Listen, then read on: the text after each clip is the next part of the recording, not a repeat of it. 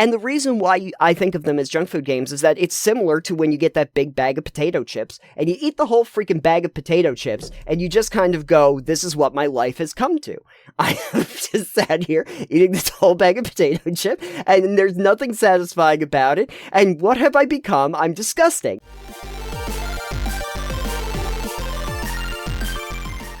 Oh, so many empty calories. All blocked up. What are we gonna do? Purge! You know what? I am gonna purge. In fact, I am going to evacuate all of my thoughts on junk food games today. Actually, I think that's what we're gonna do. Ooh. Yeah, it works. All over the place. So, and hey, everybody, welcome to Total Puzzle Knockdown. I am Nathan. I am Alex. And today we are going to be talking about junk food games, what they are, and some of the ones that we have stumbled upon in our time here on this planet we call Earth, before it all goes up in flames. Recently, I picked up a game, and I've been playing it for a couple days. I'd say I dabbled in it, but it feels like I've more than dabbled. And it's called Break the Empire. And you've probably never heard of it. Yeah, no, I've heard of it because it comes up with you playing it. Oh, okay. You see it in Discord. Break the Empire, which is a silly little game that is deceptively charming in its simplicity. But basically, what I would say about it is it is a game that is essentially a roguelike, where you go through like these 5 different areas that are randomly generated, where you break the empire, by which I mean you get to play essentially a villain character. There's a cult leader, there's an imp, there's a geomancer, and like a satyr that you get to play, which is best because he gets to summon a bunch of wolves, so that's pretty great. There's like a frost queen and a necromancer thing. And so basically the idea is that you start out in this world and you start killing off the local population of these towns. And I think that they understand that this is going to be a very enjoyable thing for a lot of people, because they even have the population count go down as you're razing the buildings to the ground and destroying the forts and everything.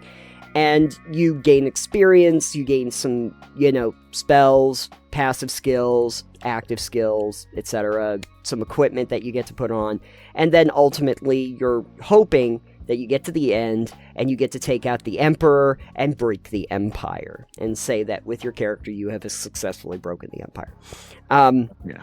You get a few of your like necklaces and rings that are legacy items that you can take over to your next playthrough, and unlocking achievements also means that you get some new passive skills that you get out of the gate when you go on subsequent runs. It's enough to keep you coming back. Oh, it'd be fun to try it with this character now that I know more about their skill set and everything like that.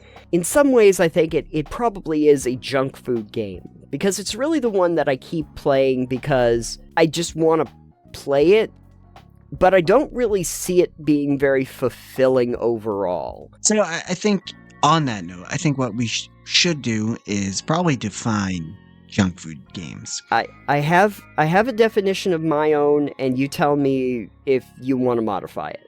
I did look up beforehand. One of the rare occasions I'm prepped. Ooh. For us talking about a thing. I did look up to see if there was a definition or a consensus of it, and I'll let you tell me what you think first, and I'll let you know what I found. Sure. So, the definition I'm giving for a junk food game is games you can't believe you played for 8 hours straight, all while knowing you will play for another 8 hours tomorrow. That is pretty on point. There's no real definition that I found, and there was only a couple of actual things referencing it if you Google it. One is a Reddit post from 5 years that got like one upvote. Okay. So like I don't think that's the thing people are referencing. Right. Another one was just that junk food games are games that you play excessively or take over one's life. Okay. For instance, which isn't really a great definition to me. No, I think there's a lot of games that are substantial that would do the exact same thing. The other categories that we see. The way I think of it is, a junk food game for me is the game where you do get off of like a long play session and you kind of go, I can't believe that I've spent the last like 4 hours playing this game. It's just like I could have been doing so many other things. Why did I end up playing this game? And you just like almost frustrated that you played this game for that long, and then kind of go, God damn it! I might as well play for a couple more hours. I'm already in it now. I'm just gonna keep playing. Break the Empire is kind of that game. Like I started playing it and I was like, oh man, well I'll play for a little bit. I'll play the demo, and then I'll move on to something else because I got a bunch of other things and I'd like to try those out. Well, after the demo, I was like, oh, well, now I gotta see what the rest of the game is, and then the rest of my day is just playing that game. And I'm like, at the end of that, thinking to myself, there were so many other things I could have played that would have probably been more satisfying, but I didn't get to them. Anyway, I played Break the Empire the next day, too, so...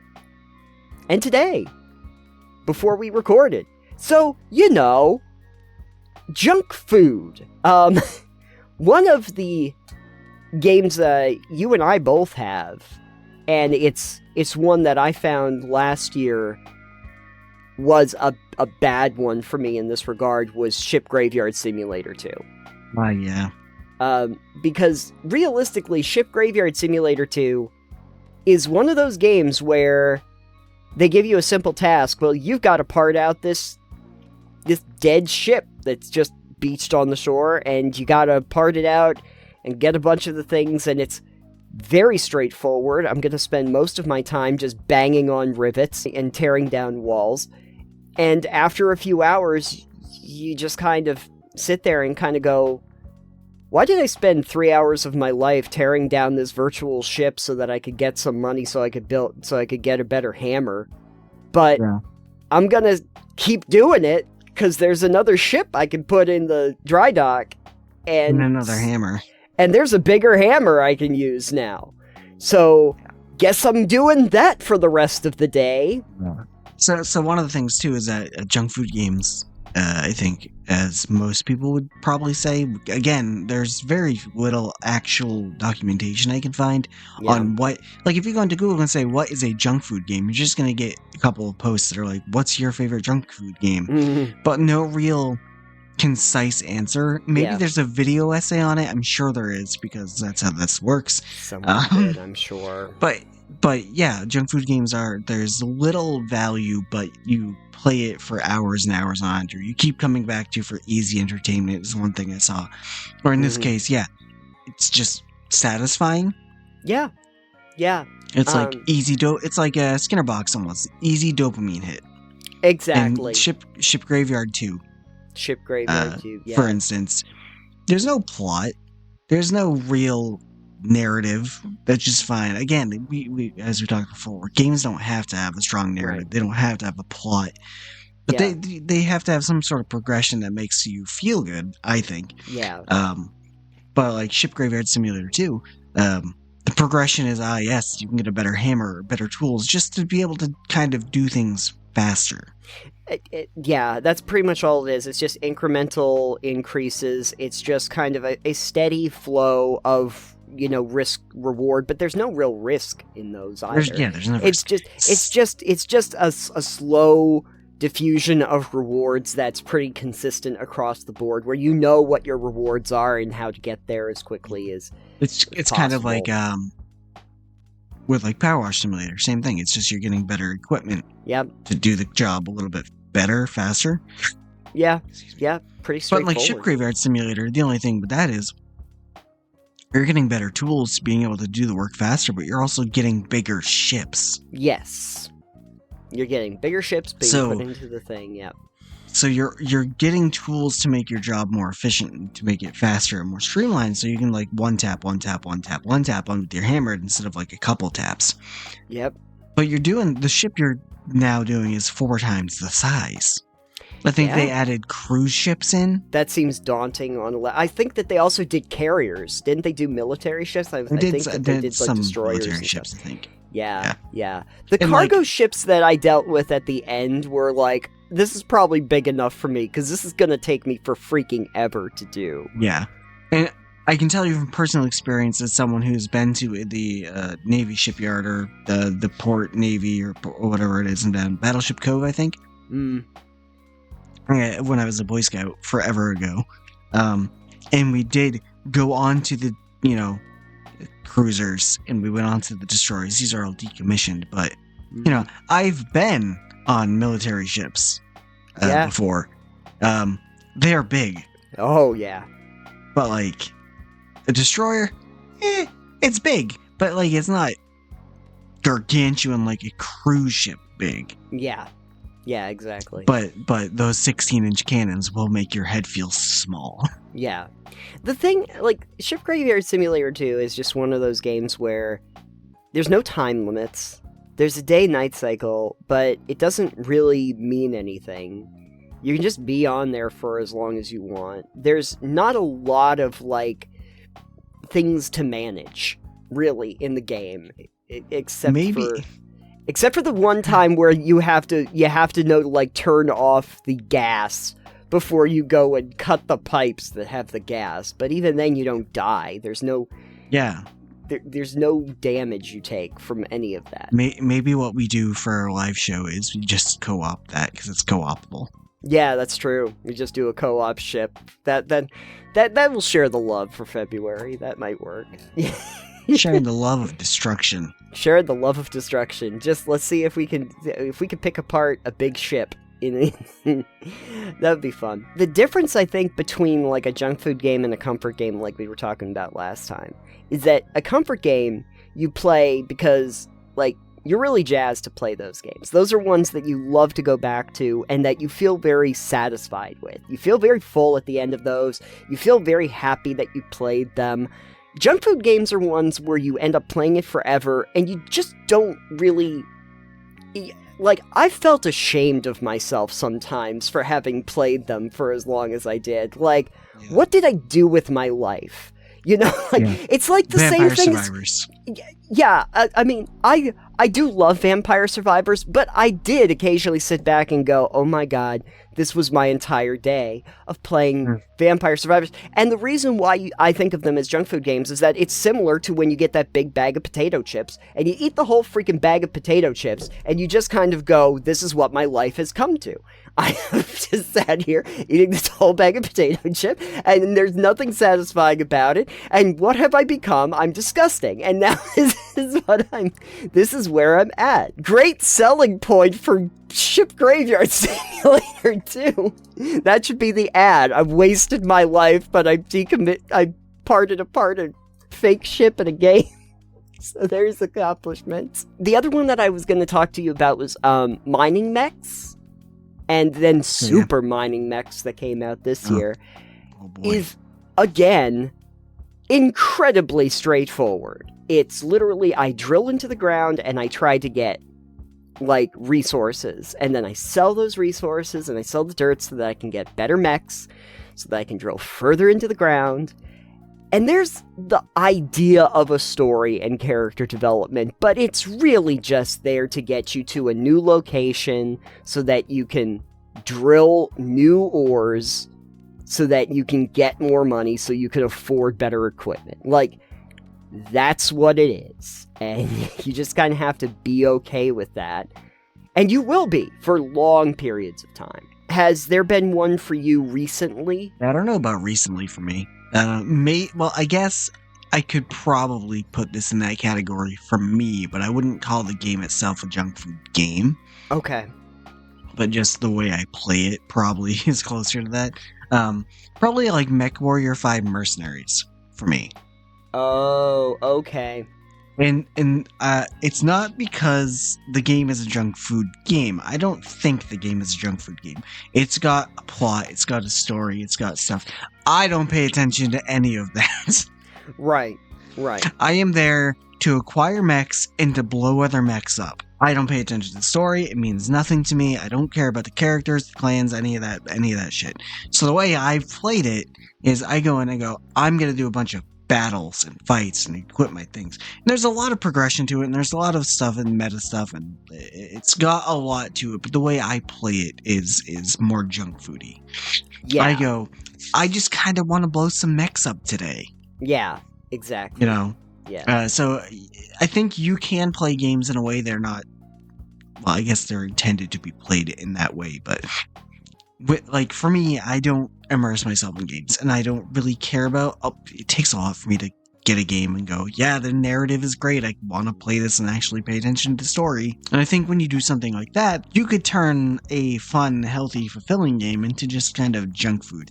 You know, I've taken that nice potato that you showed me, and I've turned it into French fries. Mm-hmm. If I were to give you a category of game that usually becomes a junk food kind of game for me, it's the survival crafting.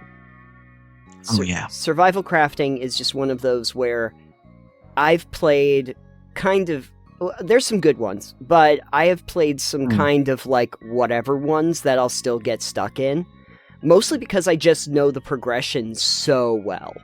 Like, I know, I need to get an axe, I need to hit these trees, I need to then build a workbench, and then when I build a workbench, I can get, like, a bow, or a knife, or something like that. And then I can go kill the wildlife, and then I get bones, and then, like, there's some great ones. I really like, I've talked a lot about like how much I like Green Hell and how there's just so many interesting mechanics that make you paranoid about that. I think Pal World does really interesting things with that formula to really expand it. But like then there's a bunch of other ones that are just kind of like there, and I'll still play them for a while just to see. I'm so picky with them because, again, I agree with you. There's so many of them, and so many of them are subpar. Yes. But some of them are decent. Mm-hmm. For instance, Minecraft, the original survival crafting game. Really, honestly, the first one. Not the first one, but the one that... It's definitely the landmark one. It's the touchstone. Like, yeah. I like modded Minecraft. I think it's fun. It adds variety to it, and it's interesting, and it's just enjoyable to play. And I would definitely say that playing that is more junk food, because, yeah, I guess Minecraft has some sort of narrative going on, but there's lore and stuff. You just kind of do what you want. I'm not going to talk about it now, but I have been playing a survival crafting game recently. Okay. And I don't consider it junk food because it's got a lot of kind of roguelite and meta achievement stuff going on in it as well. Oh, okay.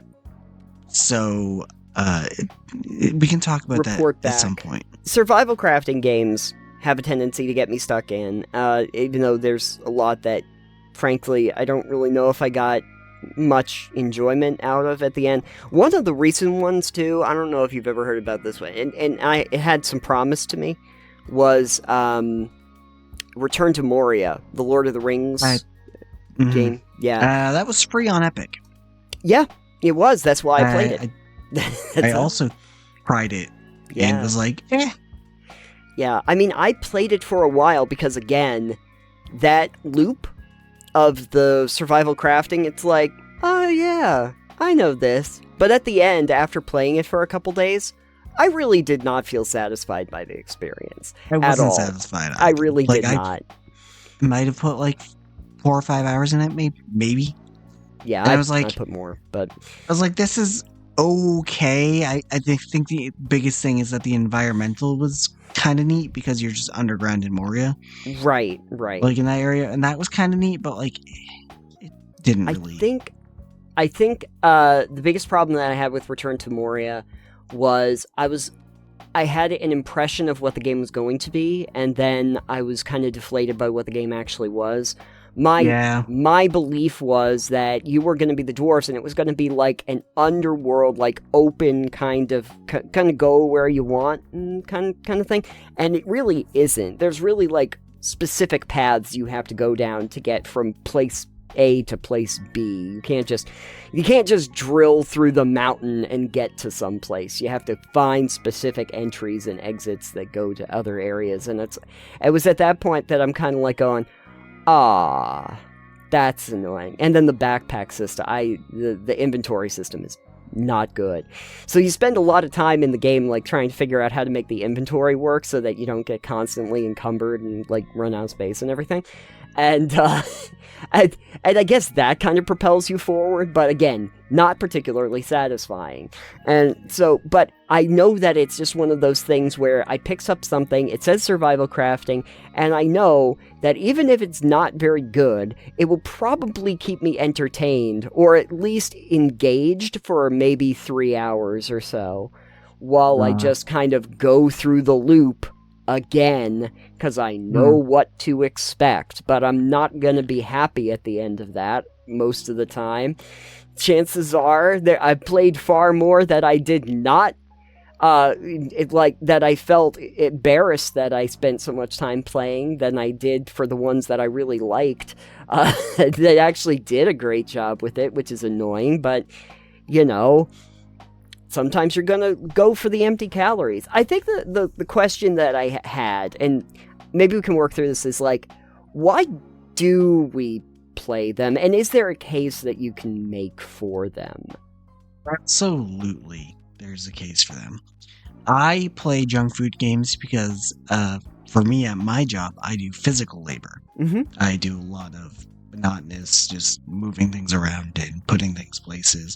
And it doesn't really take a lot of brain energy for me to do that, but it does take a lot of, like, just doing things physically. Yeah. It might not be heavy lifting or whatever, but it's like I'm constantly moving. Mm-hmm. So at the end of my work shift, I get home and I kind of just want to relax. And like, I know I don't usually engage my brain all night when I'm at work. I usually just kind of listen to music, or sometimes I'll listen to video essays all night. I've done that plenty of times. Yeah. But when I get home, I just kind of want to put something on to listen to. I want to relax. I want to kind of just vegetate. So a lot of times if I'm playing games like this, I'll have something else on in the background, and I'll be playing a game that does not require my full attention, or at least does not require me to engage my brain into the level of, let's say, staying with the story within Baldur's Gate and sitting there and reading hours and hours of dialogue. It's like, I just went through a whole shift of work. My body is tired.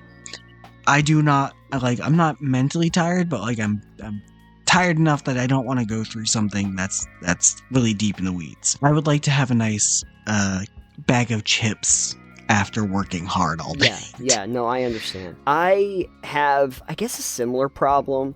Yesterday when I was just driving home from Dad's house, and so I'm on that drive home, and the thing that happens to me is when no inputs are put on me, my brain starts going like into a high drive of like working out problems that no one actually asked me, where I'm pretty sure by the time I got home, I had a new philosophical idea of religion that I had not thought of before, having done that just drive home.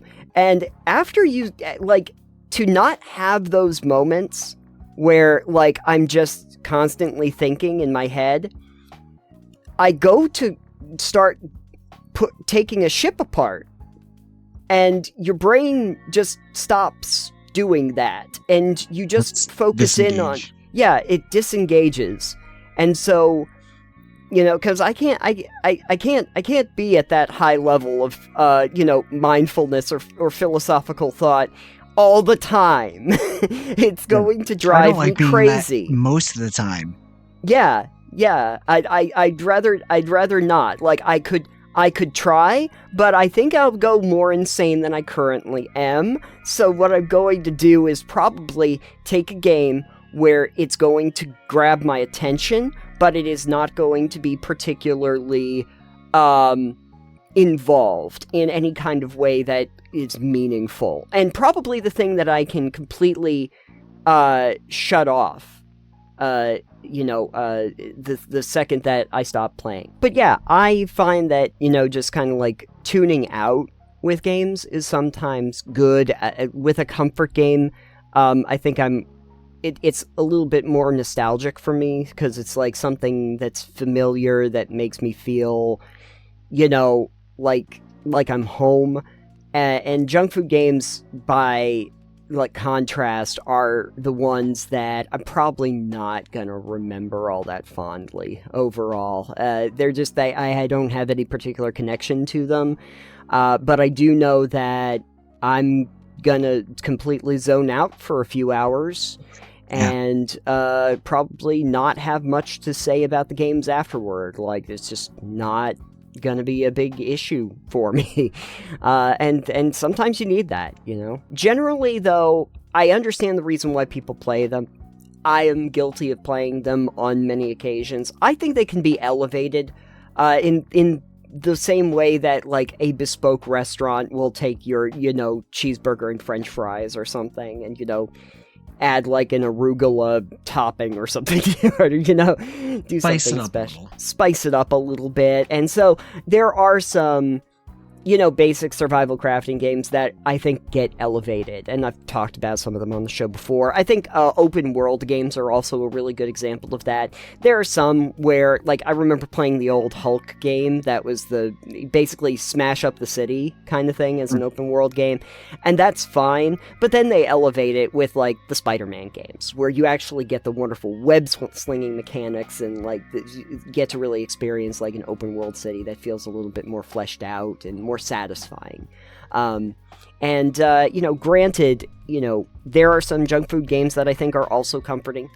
And that's where I would probably put, like, a Vampire Survivors, because it is very, very straightforward.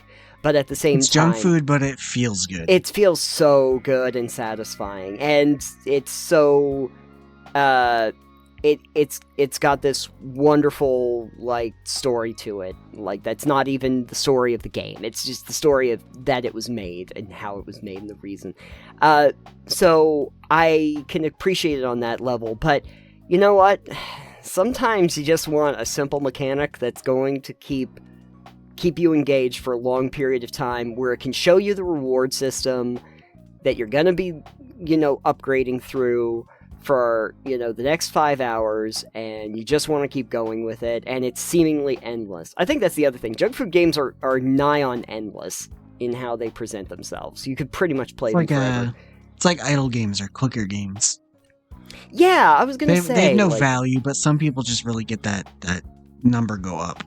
The number keeps going up, guys. It's pretty great. And then the number goes up a lot faster. There was a game that I played this last year called Lemonade Apocalypse, which is just a free game. And it's a very straightforward game where you have a little lemonade stand, and you, like, you can get more lemons, or you can do all that. And by the end, you have, like, a lemonade conglomerate in, like, the 4th or 5th stage. And the end of it is literally that you have achieved so many trillions of dollars in your company that you can afford to push the big button. And what does the big button do? It destroys the Earth. Congratulations, you won the game. Right, we're in a Ray Bradbury book now. Yeah, exactly. Can you make enough money to just destroy the Earth? Congratulations. Well, we're finding out in We're real time finding right out now. And I think the answer we've come to is yes. Yes, you can. Congratulations. Lemonade Apocalypse was real, folks. I think I'd be interested to know what other people consider to be junk food games. I think for other people it could even be something like an RPG, depending on what kind of RPG it is, or anything like that. But for me, yeah, there's a certain type of game that isn't necessarily even a genre, but how they utilize the genre in a certain way. But it's got to be very straightforward. It's got to be easy to jump into immediately. I can't have an hour of exposition explaining the game. It's got to be like, I'm in it immediately. It's got to have very low risk. I think that, like, low risk is very helpful. And it's got to have pretty consistent rewards throughout the entirety of it. And chances are you will not feel satisfied that you played it. But you will remember that you played it for moments like this. Right until you get a tummy ache. Right until you get a tummy ache. You sit there and kind of go, oh, I'm blocked up again. Gotta do something about that. On the next episode, we're going to be talking about the complete opposite of this, which is the enrichment games, or the nutritional value games, I guess, if we're going with this thematic thing, which are the ones where you kind of have to put in the mental work. But these are definitely the ones where you zone out. And that's not necessarily a bad thing. It's what you're looking for at the time. And there's an actual mental reason why you might want to play them. So I'm kind of curious to know what all of your favorite junk food games are, and which ones got you stuck in for a period of time, even though you're not necessarily proud of it. You can let us know in the comments down below. And with that being said, your junk food of a podcast, which is apparently Total Pebble Knockdown, is over. Alex, if folks wanted to find out more information about Total Pebble Knockdown, where could they go? If you would like to find out more about what we do over here, please head over to our website, totalpebbleknockdown.com. And when you go over there, you can find a link to our Patreon. Please go and check that out. We even have free subscriptions. You can find additional bonus content over there and early releases of the episodes before they go out. And, of course, you can find us on every podcast app known to mankind. Rate and review and subscribe where applicable. I would normally at this point talk to you about all the wonderful places on social media you could find us, but honestly, it's probably not worthwhile to do so. I wouldn't use the term wonderful in reference to social media at this point in time. No. The wasteland that is social media. It's more than a wasteland, but, you know. Yeah. If you want to get in touch with us, we have an email address somewhere. You can email us if that's your thing, or we have a Discord. It is a public community Discord server. Feel free to join and hang out. Yes. We don't really have a lot going on in there often, so yeah, and what we do, hang out. and what we do over there is definitely more focused on actual games, both in video form and in tabletop or analog form. We have a lot of discussions of things like that and talk about that in particular. So you can check us out over there. Some off-topic stuff, but yeah, it is mostly gaming related. So, with that being said, thank you for joining us on this episode of Total Pebble Knockdown. We will see you on the next episode. Goodbye for now. Bye until the junk food rots your brain away. Oh, too late.